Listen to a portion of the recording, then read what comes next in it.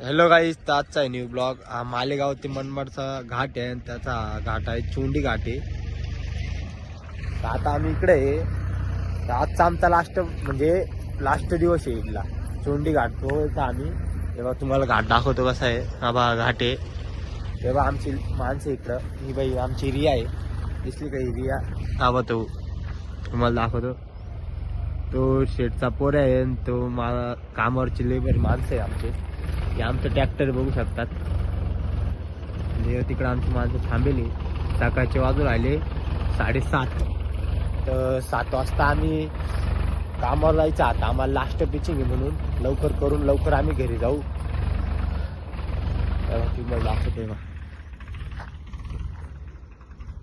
हे कानड आहे का, हे डोंगर कानड गावच्या त्या साईड, तिकडं कानड गाव आहे त्या डोंगरच्या त्या साईडला. आणि आम्ही इकडे आहे, चोंडीचा घाट आहे तिकडे. आता आमची लास्ट पिचिंग बाकी म्हणून आम्ही ती चालू आहे लवकर करायला. माणसं बाया सगळे तिकडे थांबणार आहे.